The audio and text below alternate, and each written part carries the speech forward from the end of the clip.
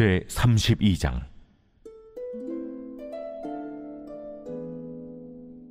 유다의 시드기야 왕 10째 해, 곧 느부갓네살 18째 해에 여호와의 말씀이 예레미야에게 임하니라. 그때 바벨론 군대는 예루살렘을 에워싸고 선지자 예레미야는 유다의 왕의 궁중에 있는 시위대 뜰에 갇혔으니, 이는 그가 예언하기를, 여호와의 말씀에 보라, 내가 이 성을 바벨론 왕의 손에 넘기리니 그가 차지할 것이며, 유다 왕 시드기야는 갈대아인의 손에서 벗어나지 못하고 반드시 바벨론 왕의 손에 넘겨진 바 되리니, 입이 입을 대하여 말하고 눈이 서로 볼 것이며, 그가 시드기야를 바벨론으로 끌어가리니 시드기야는 내가 돌볼 때까지 거기에 있으리라. 여호와께서 이와 같이 말씀하시니라. 너희가 갈대아인과 싸울지라도 승리하지 못하리라 하셨다 하였더니, 유다 왕 시드기야가 이르되, 내가 어찌하여 이같이 예언하였느냐 하고 그를 가두었음이었더라. 예레미야가 이르되, 여호와의 말씀이 내게 임하였느니라. 이르시기를, 보라, 내 숙부 살룸의 아들 하나멜이 내게 와서 말하기를, 너는 아나돗에 있는 내 밭을 사라. 이 기업을 물을 권리가 내게 있느니라 하리라 하시더니, 여호와의 말씀과 같이 나의 숙부의 아들 하나멜이 시위대 뜰 안 나에게 와서 이르되, 청하노니 너는 베냐민 땅 아나돗에 있는 나의 밭을 사라.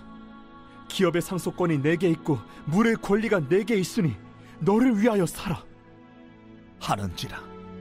내가 이것이 여호와의 말씀인 줄 알았으므로 내 숙부의 아들 하나멜의 아나돗에 있는 밭을 사는데 은 17세겔을 달아주되, 증서를 써서 봉인하고 증인을 세우고 은을 저울에 달아주고, 법과 규례대로 봉인하고 봉인하지 아니한 매매 증서를 내가 가지고 나의 숙부의 아들 하나멜과 매매 증서의 인친 증인 앞과 시위대 뜰에 앉아있는 유다 모든 사람 앞에서 그 매매 증서를 마세야의 손자 네리야의 아들 바룩에게 붙이며, 그들의 앞에서 바룩에게 명령하여 이르되, 만군의 여호와 이스라엘의 하나님께서 이와 같이 말씀하시기를, 너는 이 증서 곧 봉인하고 봉인하지 않은 매매 증서를 가지고 토기에 담아 오랫동안 보존하게 하라.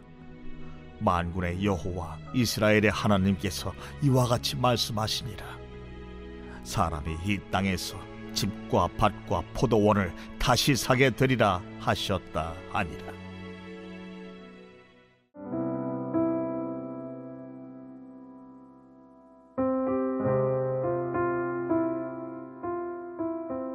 지난 토요 별빛학교 체육 수업 때 눈을 가리고 쪼그려 앉아 정해진 목적지를 걸어가 삼각콘을 집어서 돌아오는 경기를 했습니다. 이 경기를 아이들에게 시범으로 보여주기 위해서 저희 별빛학교의 건장한 선생님 한 분이 눈을 가리고 쪼그려 앉아서 걷기를 시작하는데요. 한 걸음을 나아가지를 못하시더라고요. 눈앞이 캄캄하니 어디가 길인지 어디로 가야 하는지를 헤매인 겁니다. 결국엔 더듬더듬 거리다가 상대편에서 걸어오던 선생님과 쾅 하고 부딪혀 버렸는데요. 이 모습을 보고 아이들도 선생님들도 얼마나 깔깔거리며 웃었는지요. 그런데 그 모습이 그렇게 인상 깊게 남더라고요. 정말 건장한 선생님이시거든요. 그런데 눈이어도 눈이요. 방향을 잃고 쾅 부딪히고 서로 아파하는 모습이 영적으로 어두워진 신앙인의 모습을 조명해 보여주는 것 같았습니다. 오늘 예레미야 32장 1절에서 15절의 배경이 되는 때가 바로 유다 백성들이 이러한 때를 맞이했는데요.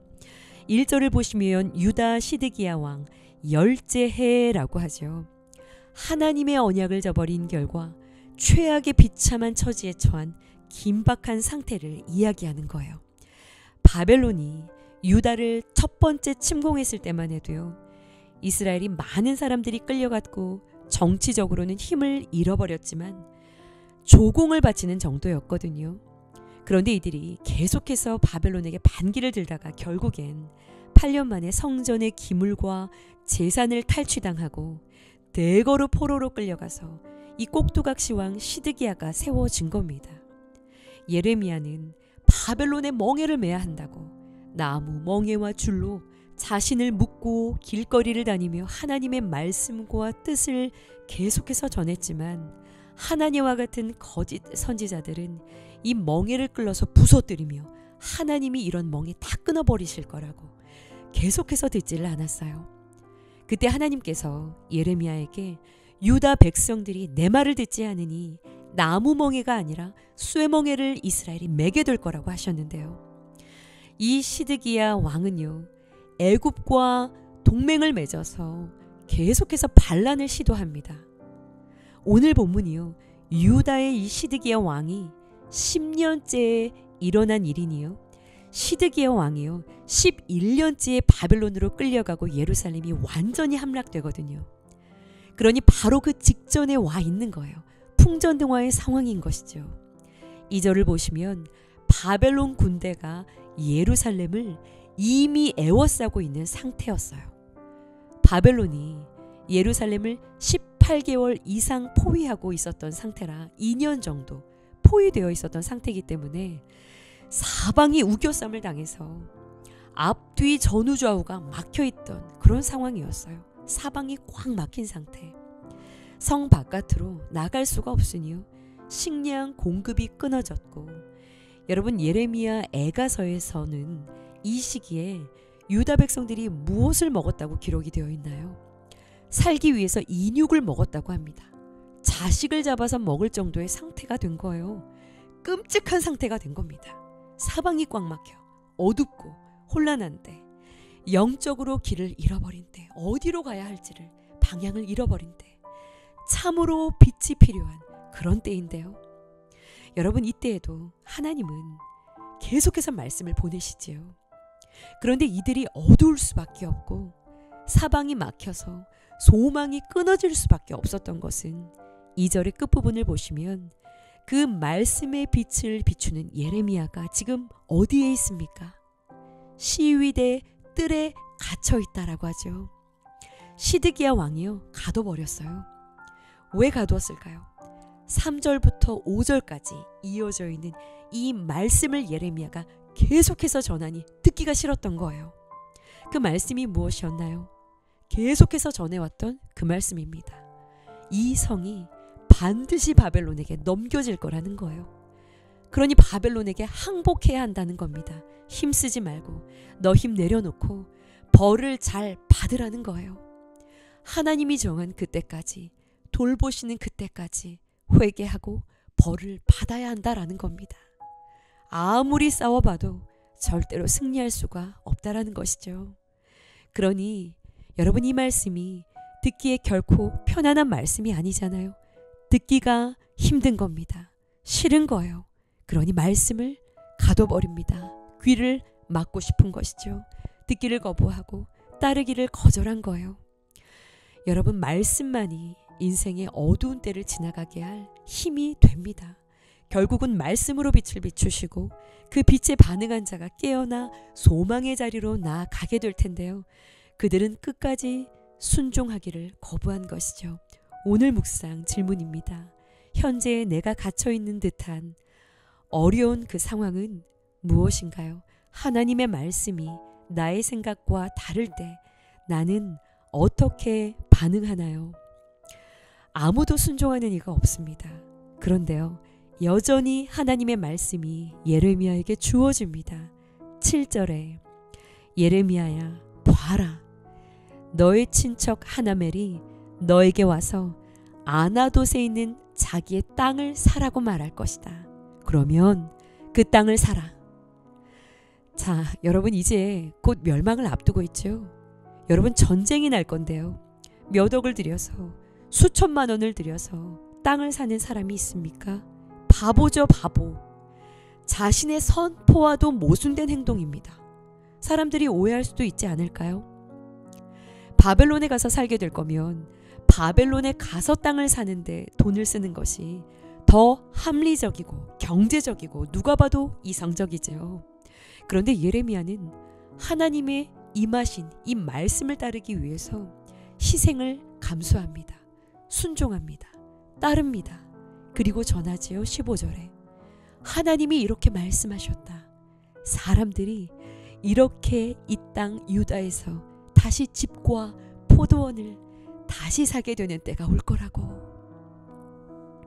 아니, 지금 포위당했고 곧 멸망할 거고 자신은 죽어서 그 회복의 약속을 보지도 못할 것인데, 도대체 그 언젠가 이루어질 그 약속, 그 소망의 때, 그 말씀을 따르기 위해서 밭을 산다.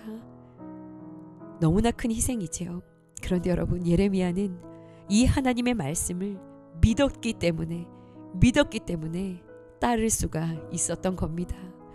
지난 주일에 김신우 목사님이 말씀 선포를 시작하시면서 그런 말씀을 하셨어요. 여러분, 앞자리부터 채워 앉으십시오. 땡겨 앉으십시오. 우리 와락 준비하는 연습합시다. 태신자들이 앉을 그 자리, 그들을 섬길 그 자리 준비합시다. 자, 이렇게 말씀을 하셨을 때 우리 안에는요, 많은 생각이 스치고 지나갔을 겁니다. 2주 남았는데 과연 올까? 저렇게 많은 자리를 남겨둘 필요가 있을까? 그러나 예레미야와 같이 반응하며 생각한 성도님들도 있었을 겁니다. 그래, 그날이 오면 그들이 앉을 그 자리, 그들을 섬길 그 마음, 내가 준비해야지. 내가 앞자리에 앉아야지. 사랑하는 여러분, 오늘의 본문은 이 유다 백성들에게 아무런 희망도 가능성도 빛도 보이지 않았던 그때 그 시절을 보여주는 겁니다. 그런데 하나님은 그 어둠 한복판에서 말씀을 주셨고, 그 말씀에 순종하는 자를 통해서 회복의 약속을 기록해 가시죠. 예레미야는 그것을 보지 못했을지라도 하나님의 말씀에 대한 신뢰로 밭을 샀고 봉인했고 증인을 세웠고 다음 세대를 위한 순종을 선택합니다. 우리에게도 하나님은 지금 말씀하시죠. 지금은 이해할 수 없고 현실은 막혀있는 것처럼 보여도, 불가능해 보여도 내가 이끌 그 회복의 날이 반드시 온다. 그 말씀을 따라서 우리가 믿음으로 준비하고 밭을 사고 자리를 만들고 행하여 나아가는 그러한 하나님의 백성들 되기를 간절히 부탁을 드립니다. 함께 기도하시겠습니다. 어두운 감옥에서 말씀을 듣고 포위된 성 안에서 밭을 사며 눈앞의 현실이 아닌 말씀을 신뢰했듯 우리도 말씀을 따라 준비하는 믿음의 사람이 되게 하옵소서. 우리 눈앞에 닥친 현실이 혼란스럽고 내 생각과 감정이 주님의 뜻과 다를지라도 말씀을 붙잡고 순종의 결단을 내릴 수 있도록 성령님 도와 주옵소서. 와락 초청의 시간을 믿음으로 준비하게 하옵소서. 내 생각과는 다를지라도 자리를 마련하고 채워지지 않을 것 같아도 믿음으로 나아가 길을 여는 자가 되게 하옵소서. 예수님의 이름으로 기도합니다. 아멘.